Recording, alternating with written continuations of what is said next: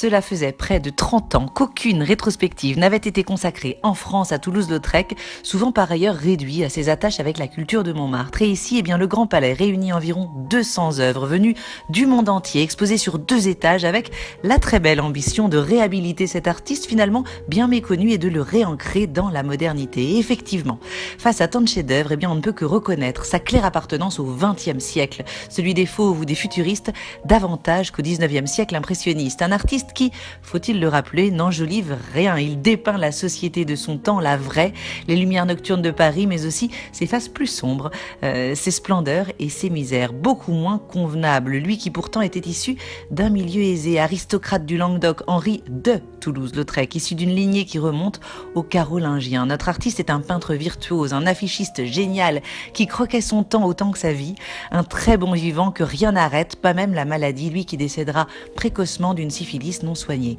Il est aussi et surtout un artiste qui se moque bien des conventions, du bien paraître, et il aura d'ailleurs bien vécu, enchaînant les excès, mordant la vie à pleines dents, la vie à toute vitesse, frénétiquement. Alors oui, rassurez-vous, vous admirerez dans cette très belle exposition ces toiles iconiques, celles de la petite butte de Montmartre, son folklore, ses cancans et ses bordels, des scènes de fête, de débauche, plus ou moins convenables d'ailleurs, toujours superbes.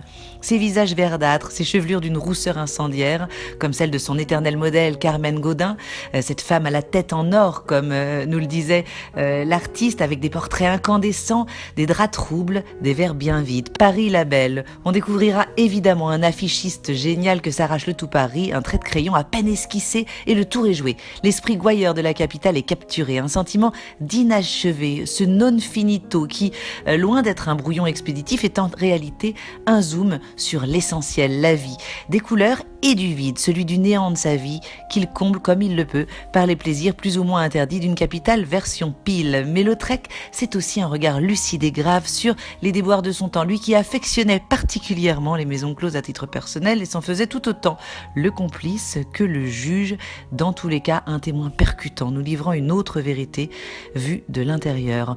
Loin de la caricature, l'artiste analyse la société dans laquelle il vit, prenant ses pinceaux pour plume. Lautrec, c'est aussi de l'humour sur ce Paris des années 1890, et oui, comme dans ce face-à-face entre le tableau Le Bois Sacré de Puvis de Chavannes et la parodie qu'il en fera la même année, y ajoutant quelques personnages caricaturaux, dont sa propre personne, de dos. Un style si singulier, incisif, caustique, une peinture en instantané, photographique, un regard éminemment humain, accablant, sans jamais accuser. Il est le seul de son temps à peindre la féminité du sexe tarifé sans une once de misogynie. Sa peinture est profondément impolie, éminemment humaine.